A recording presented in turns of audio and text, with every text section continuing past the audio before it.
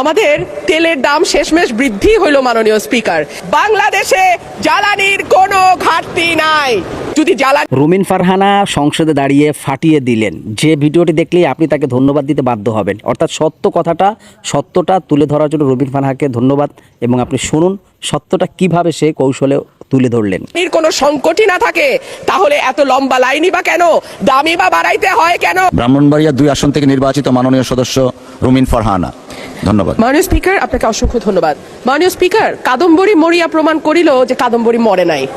আমাদের তেলের দাম শেষমেশ বৃদ্ধি হইল মাননীয় স্পিকার, কিন্তু তার আগে আমরা দেখলাম কয়েক কিলোমিটার জুড়ে লম্বা লাইন। আমরা দেখলাম মাঝরাত পর্যন্ত ড্রাইভাররা দাঁড়িয়ে আছে, তারা তেল পাচ্ছে না, কিন্তু সরকারের সেই ব্যাপারে কোনো হেলদোল নাই। আশ্চর্য হয়ে লক্ষ্য করলাম মাননীয় স্পিকার, মন্ত্রীরা যখন সংসদে বক্তব্য দেন তখন তারা অবলীলায় বলেন বাংলাদেশে জ্বালানির কোনো ঘাটতি নাই, কিন্তু মাননীয় স্পিকার যখন তেল নিতে যায় তখন দেখা যায় 3 কিলোমিটার লম্বা লাইন। মাননীয় স্পিকার, সরকার সম্ভবত কিছু পদক্ষেপ গ্রহণ করবার ঘোষণা দিয়েছে। তার একটা হচ্ছে মার্কেট প্লেস 7টা বাজে বন্ধ করে দেয়া। চমৎকার সিদ্ধান্ত মাননীয় স্পিকার, তবে মনে রাখতে হবে কেনাকাটা বা শপিং যেটুকু হয় সেটুকু সন্ধ্যার পরেই হয়, তার আগে হয় না।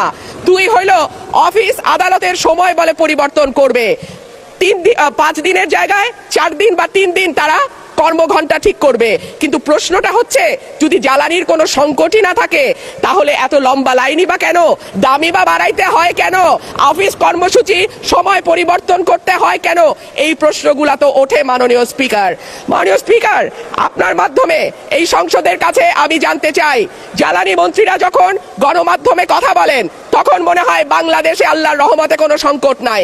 ওনারা যদি পরিষ্কার করে বলেন বাংলাদেশে বর্তমানে কত দিনের অকটেন ডিজেলের মজুদ আছে, কতদিন চলতে পারবে, পাম্পগুলো কেন পর্যাপ্ত পরিমাণ তেল পায় না? যাই হোক, সম্পূর্ণ ভিডিওটি দেখলেন। এখন আপনার মন্তব্য অবশ্যই কমেন্ট করবেন। ভিডিওটি ভালো লাগলে লাইক এবং শেয়ার করবেন। তো সবাই ভালো থাকবেন, সামনে নেক্সট আরও ভিডিও নিয়ে উপস্থিত হব, তৎসময় অপেক্ষা থাকবেন। আসসালামু আলাইকুম ওয়া রাহমাতুল্লাহি ওয়া বারাকাতুহু।